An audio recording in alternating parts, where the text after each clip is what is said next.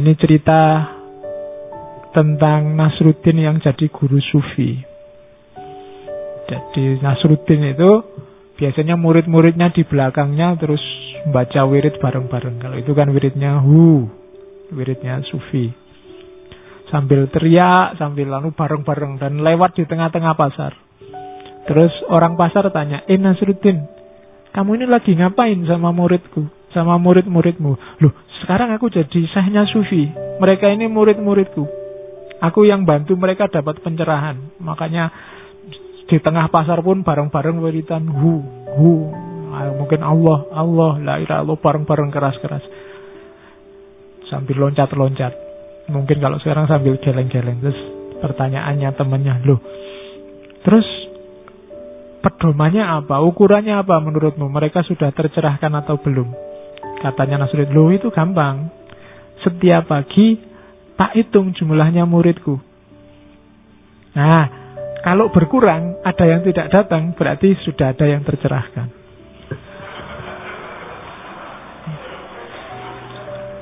Oh, itu kan sindiran tadi. Jadi sudah tak ajak wirid yang aneh-aneh. Nah, kalau ada yang keluar, alhamdulillah sudah ada yang tercerahkan satu. Jadi itu kalau bahasa sufinya pencerahan via penyangkalan. Jangan salah. Jasanya kadang-kadang orang-orang jahat, orang-orang sesat, itu membuat kita tercerahkan. Malah kadang-kadang gara-gara perbuatan jahatnya orang tertentu kita jadi sadar. Nah, itu pencerahan via penyangkalan. Kebalikannya. Karena benci dengan filsafat, akhirnya belajar fikih. Dan akhirnya jadi ahli fikih. Itu kan pencerahan via penyangkalan. Karena bosan sama filsafat, sama fikih, kamu mangkel sama fikih, terus belajar filsafat. Dan tercerahkan di filsafat. Itu kan awalnya karena menyangkal. Jadi kebalikannya. Biasanya kan orang karena ikut terus tercerahkan. Ada kalanya orang karena menyangkal terus tercerahkan. Karena tidak suka terus tercerahkan. Atau sebaliknya. Karena suka atau tidak suka terus tersesat. Begitu kamu lihat ada koruptor di penjara, terus kamu merasa, wah, berarti aku ini termasuk orang yang bersih loh ya. Jadi sesat. Tapi hal yang sama bisa membuatmu lurus, tercerahkan. Oh, berarti itu jelek. Aku tidak boleh yang semacam itu. Nah, itu tercerahkan dari menyangkal. Jadi kayak muridnya Nasruddin tadi. Nasruddin ngawur ngajak itu manut wae. Nah, berarti yang sudah tidak manut, berarti dia yang tercerahkan. Jadi kapan-kapan saya mau ngitung yang ikut ngaji ini. Ya, kalau ada yang sudah tidak masuk, berarti alhamdulillah sudah ada yang tercerahkan. Ya, kalau mulai berkurang, kok malah banyak, berarti banyak yang tersesat ini nanti. Jadi semakin berkurang isinya, semakin tercerahkan. Ini juga ceritanya terkenal. Cerita periuk beranak. Jadi satu ketika Nasruddin ini pinjam periuk sama tetangganya. Saat dia pinjam pertama dikembalikan, dikasih bonus panci sama Nasruddin. Tetangganya heran, loh kok ada pancinya ini, gimana Nasruddin? Alhamdulillah periukmu beranak. Ya tetangganya meskipun gak masuk akal, diterima aja, lumayan dapat panci. Tapi besoknya pinjam periuk lagi Nasruddin, sama tetangganya dipinjemi lagi. Mungkin bayangannya lumayan nanti dapat bonus beranak lagi kan, lumayan. Tapi berapa hari ditunggu tidak dikembalikan. Ditagih ke rumahnya, Nasruddin, periuknya yang kamu pinjam mana? Innalillahi wa inna ilaihi raji'un. Periukmu meninggal. Wow, marah tetangganya. Mana mungkin ada periuk yang meninggal? Loh, kalau bisa beranak kan bisa meninggal. Ya. Jadi ini sindiran bagi kita yang luar biasa. kita itu biasanya hidup kita diatur oleh suka dan tidak suka, bukan oleh kebenaran-kebenaran yang kita yakini. Tetangganya Nasruddin tadi yakin benar bahwa tidak mungkin periuk itu bisa beranak, tapi karena dia untung dari situ, diam aja dia. Begitu dapat yang rugi, dia baru teriak. Hidup kita sering begitu, kadang-kadang salah-salah dikit tidak apa-apa, dosa-dosa dikit tidak apa-apa, sing penting untung. Bikin cerita-cerita palsu, berita-berita palsu tidak apa-apa, sing penting menang. Kecuali kalau aku yang dirugikan, baru aku teriak. Itu pelajaran pertama dari cerita periuk beranak itu. Dan kita sering ada di sini. Wong kamu sudah ngerti itu ndak boleh, itu curang, itu dosa, ndak apa-apa Pak, yang penting nanti saya dapat untung, yang penting nilaiku tinggi, yang penting orang terkesan. Itu nyari keuntungan. Yang kedua, peran akal. Akalmu itu biasanya datangnya belakangan untuk menjustifikasi kepentinganmu.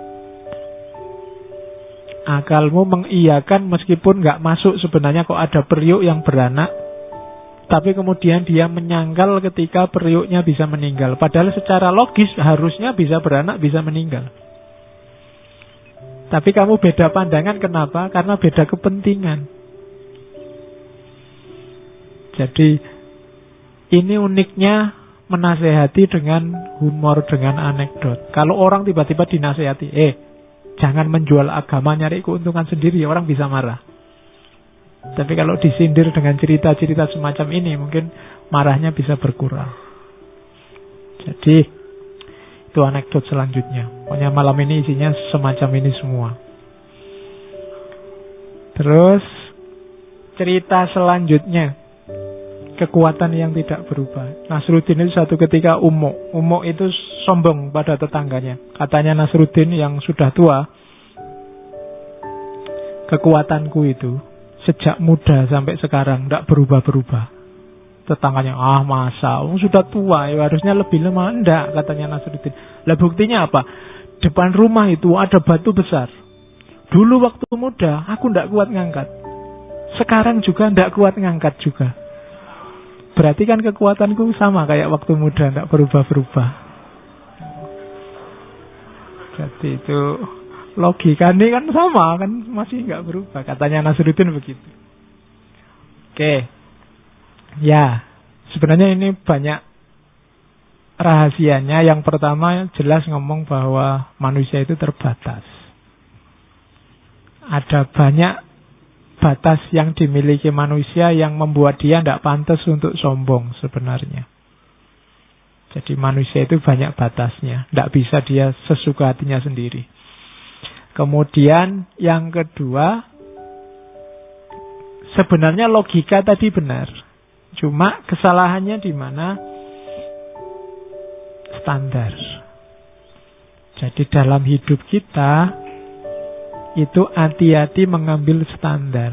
Karena biasanya sukses atau tidak sukses kita itu kan tergantung standar. Kalau kamu membuat standarnya terlalu tinggi, resikonya kamu tidak akan dapat mencapai dan kecewa. Kalau standarmu terlalu rendah, resikonya potensimu tidak tersalurkan secara maksimal. Maka membuat standar hidup itu yang realistis, meskipun ideal. Jadi itu pelajaran yang kedua. Pelajaran yang ketiga dari cerita ini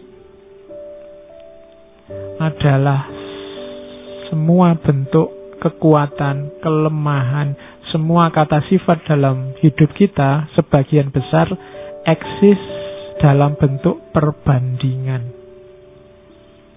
Kamu ganteng, kamu jelek, kamu kuat, kamu lemah, kamu tangguh, kamu lembek. Itu benar salahnya tergantung perbandingan. Kamu mungkin ganteng kalau dijajar yang sana, tapi termasuk jelek kalau dijajar yang sini. Tergantung perbandingan. Kamu kuat kalau melawan siapa, tapi kamu lemah kalau melawan siapa. Jadi ini menurut saya rahasianya cerita ini. Jadi maka sebenarnya kamu kecewa atau sombong itu tidak pada tempatnya.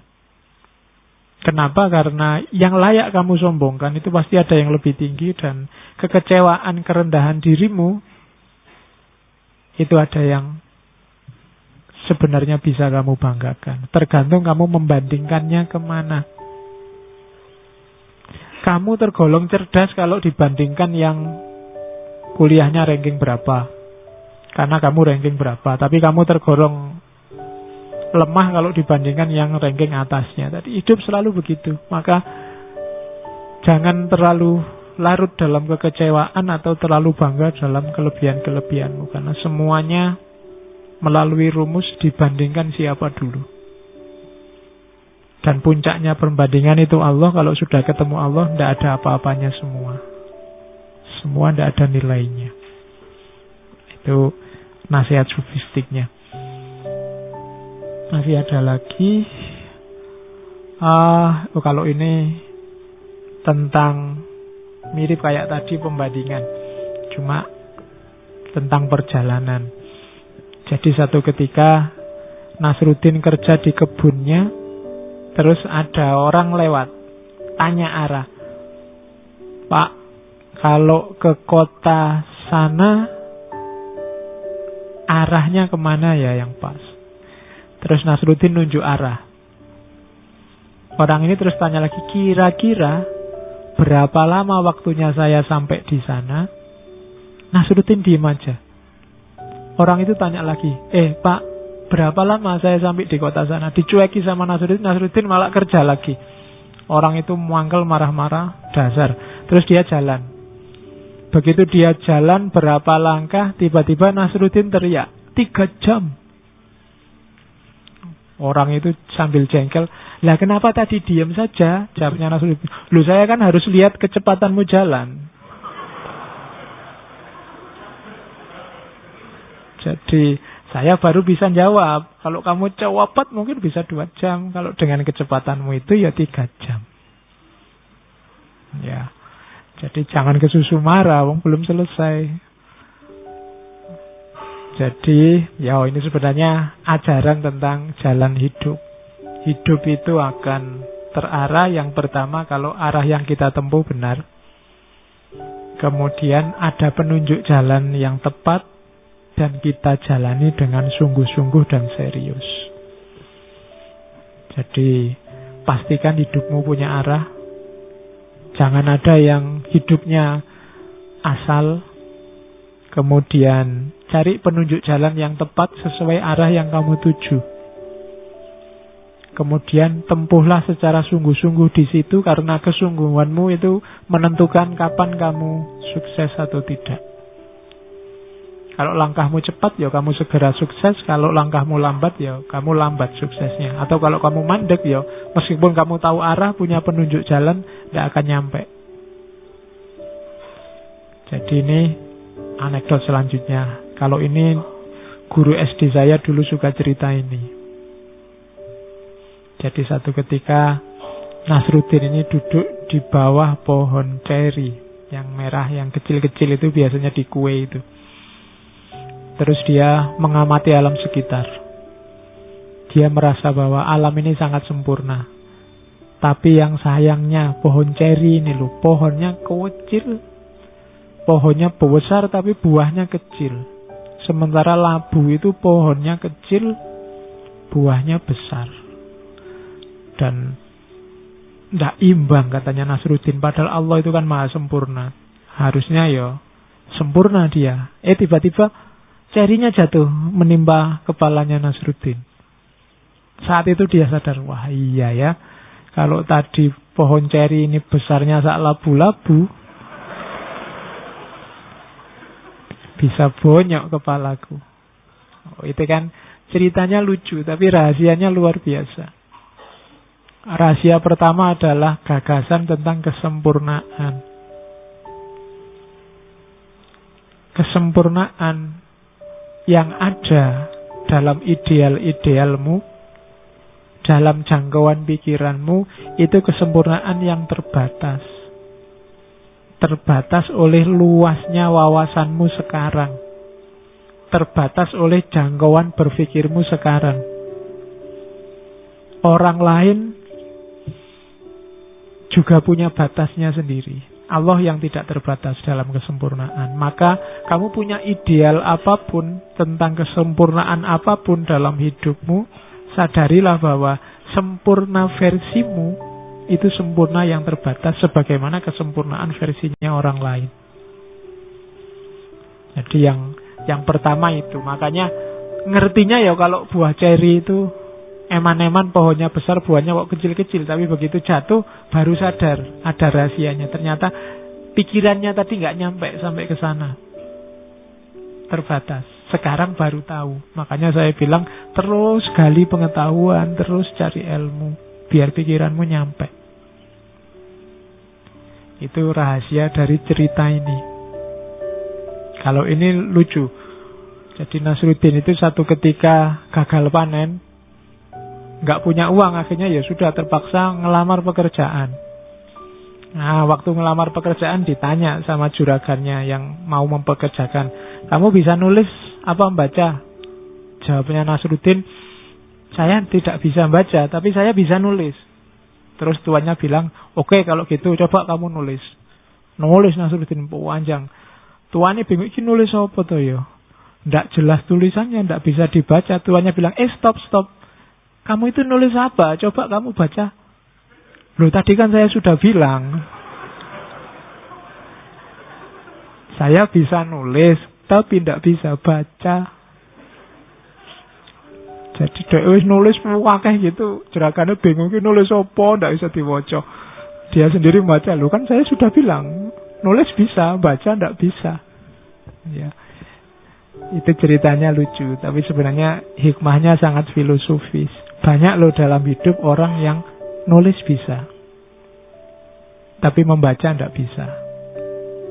Yaitu orang-orang yang hidupnya asal, tidak punya refleksi, tidak pernah memikirkan tindakannya ini pas apa tidak, sesuai apa tidak. Dia tidak bisa membaca dirinya sendiri. Melakukan apa saja, tapi dia tidak mengukur perbuatannya, tidak mengukur tindakannya. Itu kayak orang yang bisa nulis, tidak bisa baca. Kamu kuliah itu tujuannya apa, mau kemana, untuk apa, targetnya apa, cita-citanya apa, sudah dapat apa. Itu namanya membaca. Kamu kan nggak pernah gitu, yang penting kuliah wae, sak kapoke. Apa-apa harus jelas. Karena kalau tidak jelas, kalian melakukan segala sesuatu secara asal. Dan itu mirip orang yang bisa nulis tapi tidak bisa baca. Oke, terus kalau yang ini tidak saya ceritakan rahasianya, kalian bisa menangkap sendiri. Jadi satu ketika ada seorang filosof lagi, ahli filsafat moral. Mungkin lulusannya ngaji filsafat, ingin ketemu Nasruddin, karena katanya Nasruddin ini orang pinter, bijaksana. Nah, terus diundanglah Nasruddin, kita ketemu yuk, saya traktir, kita makan di restoran ikan bakar. Dibawalah ke restoran ikan bakar, terus membakar ikan. Pesen ikan 2. Cuma sama yang jual, besarnya ikannya tidak imbang. Yang satu ikannya besar, yang satu kecil. Begitu hidangannya keluar, Nasruddin cepat-cepat ngambil yang besar.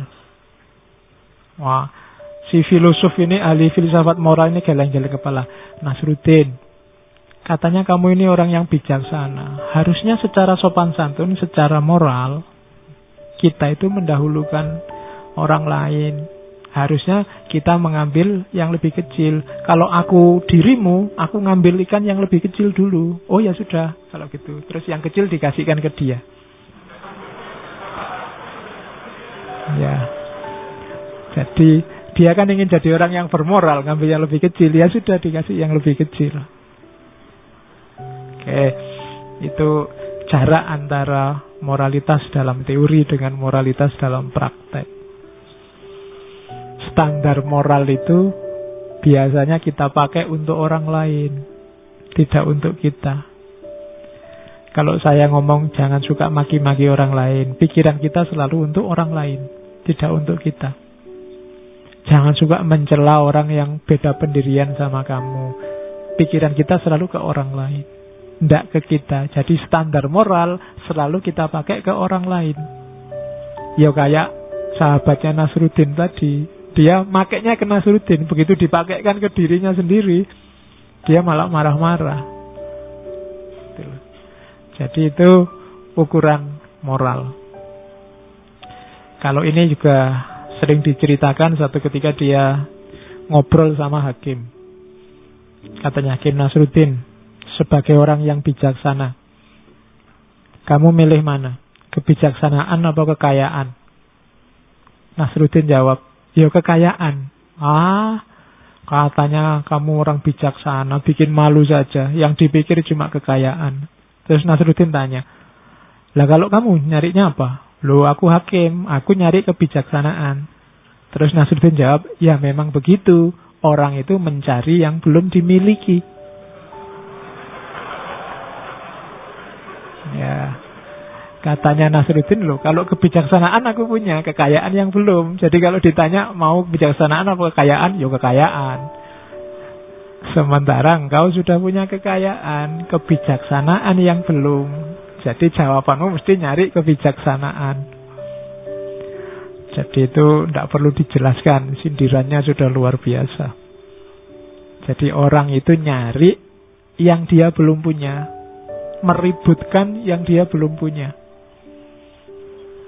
Jadi kadang-kadang dunia itu kebalikannya. Orang yang teriak-teriak, apalah, jangan sebut gelar saya, jangan sebut haji saya, jangan sebut doktor saya. Tiap hari ribut itu. Sebenarnya dia tiap hari mikir tentang gelar. Kalau sudah nggak sibuk dengan gelar, kamu sebut nggak kamu sebut urusanmu. Bagiku nggak penting. Bedanya di situ. Justru orang yang nggak meributkan itu, mari kita panggil. Saya kan sering dipanggil sekarang kiai, haji, ustadz, doktor. Ya tak jarke wae ben seneng sing manggil. Padahal mungkin kalau di rumah orang pada ketawa, kayak ngene Ustaz. Wah, saiki Kiai Haji rek, mesti gitu kalau di rumah saya di Surabaya itu. Diketawain. Jadi cuma nggak usah diributin, ngapain. Kalau masih diributkan, berarti kita masih sibuk dengan itu. Meskipun sibuk untuk nolak, itu sama saja pikiran kita masih sibuk di situ. Yang nggak penting ya posisikan sebagai nggak penting. Kita kan sering begitu, yang tidak penting. Jadinya kok malah jadi perdebatan utama. Gitu loh. Jadi misalnya salaman cium tangan, itu bagi kamu kan boleh cium tangan, boleh tidak. Pendapatmu kan begitu. Tapi begitu ada orang tidak cium tangan, kamu marah. Atau ada orang cium tangan, kamu protes. Lo katanya tidak penting. Mbok sudah nggak usah dibahas, bahas yang penting-penting saja. Oke, itu anekdotnya. Kalau ini bagus untuk nyindir pemerintah, DPR dan lain-lain. Jadi Nasruddin itu satu ketika lihat istana kok sibuk luar biasa ya. Nasruddin mendekat, tapi begitu mendekat dia diusir. Jangan deket-deket. Loh, ada apa, katanya Nasruddin? Ini raja sedang nerima tamu agung ini dari negara luar banyak. Ini ada pembicaraan penting. Jadi kamu harus pergi, katanya Nasruddin. Loh, kenapa sih harus menjauh? Loh, ini pembicaraan ini menyangkut nasibnya rakyat. Nah, kita tentara ini untuk menjaga biar nggak ada yang masuk dan mengganggu. Jadi kamu pergi saja. Nasruddin, ya wes saya pergi.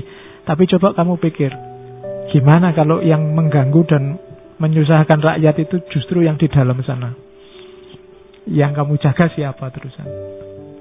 Jadi itu kan sindiran.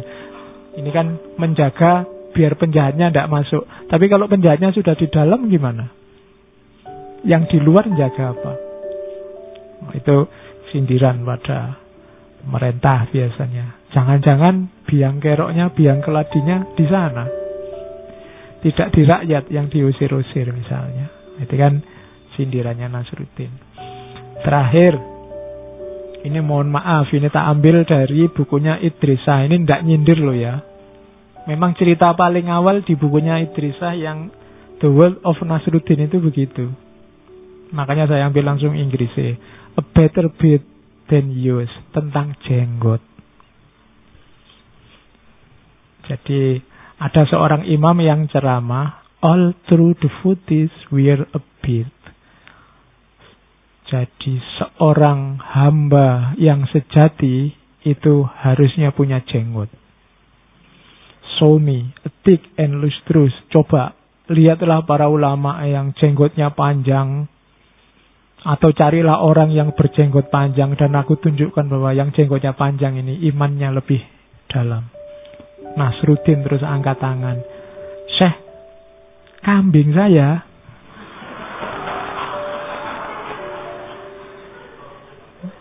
jenggotnya lebih lebat dan lebih panjang. Apa berarti Islamnya lebih sejati? Ya. Oh, itu bukan saya loh ya, Nasruddin. Ya. Dan itu saya tidak ngarang, itu ngambilnya dari bukunya Idrisah. Kamu cari sendiri. Jadi ini kelakuan keberagamaan kita selama ini sebenarnya hubungannya sama standar. Kita mungkin salah ngambil parameter. Islam yang baik, Islam yang benar itu harusnya seperti apa? Itu hari ini banyak orang yang salah parameter. Ayo belajar lagi, harus sinau lagi tentang gimana jadi muslim yang baik, jadi muslim yang benar. Yang jenggotnya panjang, baik. Tapi tidak bisa jadi ukuran dia lebih baik daripada yang tidak punya jenggot. Dalam hal keberagamaan dan keislamannya. Sering saya contohkan kalau ukurannya hanya jenggot, ya Kalmak kuwi jenggoten. Kalau ukurannya kumis, Nietzsche itu kumisan. Jadi ukurannya jangan itu. Jangan yang artifisial. Cari ukuran yang lebih esensial, eksistensial. Untuk menunjukkan ini loh Islam yang sejati. Karena hari ini banyak orang kehilangan identitas karena salah milih standar. Harusnya ciri Islam itu A, B, C, D, tapi terus yang diambil D, E, F, G. Sehingga wajah Islam berubah. Itu yang membuat Islam akhirnya mahjubun bil muslimin. Yang menghalang-halangi orang melihat wajah Islam yang sejati itu orang Islam sendiri. Kenapa? Salah milih standar. Jadi jalan keluarnya apa? Belajar. Sinau lagi, ngaji lagi yang lebih banyak. Dibuka luas-luas pikirannya. Jangan milih-milih. Kalau untuk wawasan diperluas seluas mungkin biar tidak tertipu. Ilmu maling dipelajari biar kamu tidak kemalingan. Ilmu copet dipelajari biar kamu tidak kecopetan, kan itu Jan. Jadi perluas wawasan, perluas ilmu. Dan besok kalau sudah saatnya kamu memanifestasikan diri, mengimplementasikan ilmumu, cari jalan yang menenteramkan. Seperti yang ditempuh oleh Nasruddin antara lain. Yang tidak melahirkan konflik, tapi melahirkan kegembiraan-kegembiraan. Membuat orang semakin bisa menikmati hidupnya dan semakin gembira. Rumusnya itu. Itu yang membuat Nasruddin abadi hingga hari ini. Semua negara di banyak tempat rebutan Nasruddin dari tempatku. Dan cerita-ceritanya tersebar kemana-mana dari barat sampai ke timur. Oke, saya kira itu cerita tentang Nasruddin. Sudah banyak sebenarnya buku-buku yang membahas yang serius maupun yang santai-santai. Tinggal dicari sendiri. Boleh pakai rumusnya Idrisah tadi. Kamu cari 7 cerita Nasruddin, kemudian jadikan pijakan untuk pencerahanmu.